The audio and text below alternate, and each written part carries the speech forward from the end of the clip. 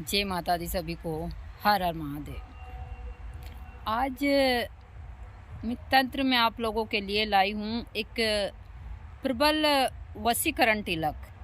और यहाँ तिलक बनाने में आपको ज़्यादा दिक्कत नहीं आएगी, सिर्फ थोड़ी थोड़ी चीज़ों का ध्यान रखना है। मैं बता देती हूँ कि यहाँ तिलक किस किस चीज़ से तैयार होगा। यहाँ मेरे पास में आप देख सकते हैं तुलसी। तुलसी काफ़ी बड़ी है। यहाँ पूजा वाली केल है जो आप देख सकते हैं। हमको इसकी जड़ चाहिएगी, तुलसी जी की मांजर चाहिएगी, और आप यहाँ मेरे पास में देख सकते हैं सुदर्शन का पौधा।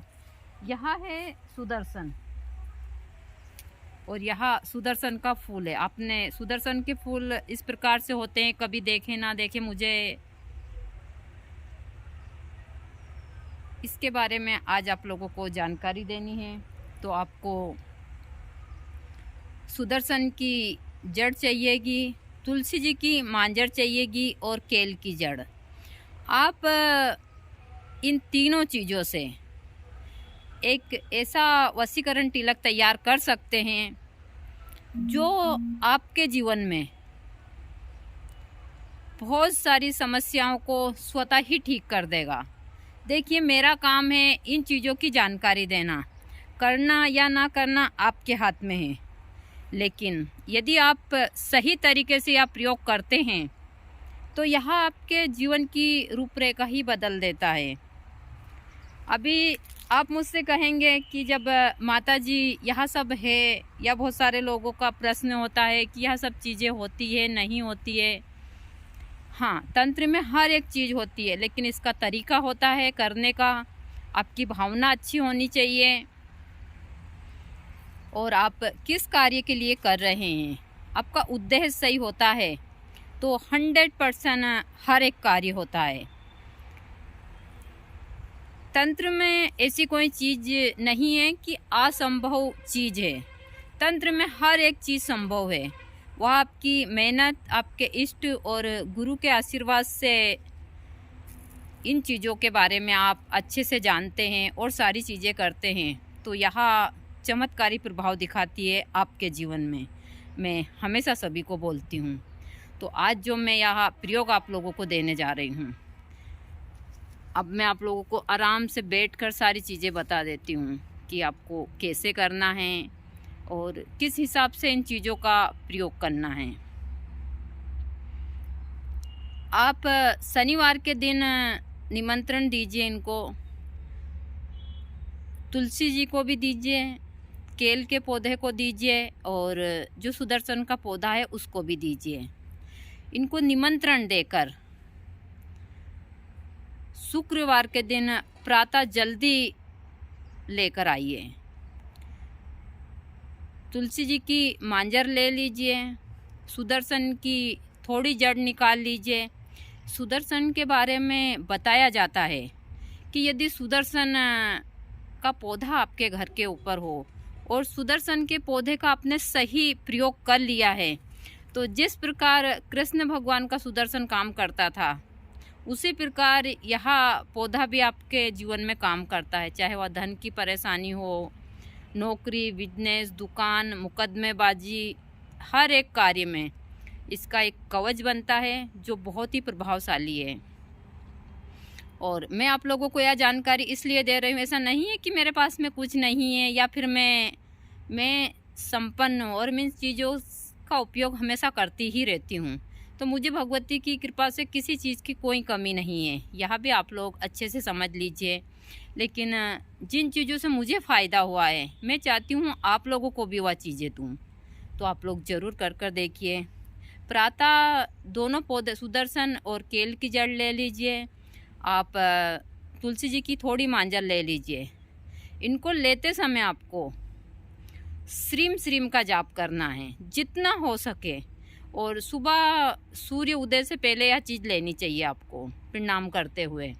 आप पौधे को ज़्यादा नुकसान ना पहुँचाएं और इस जड़ को प्राप्त कर लें।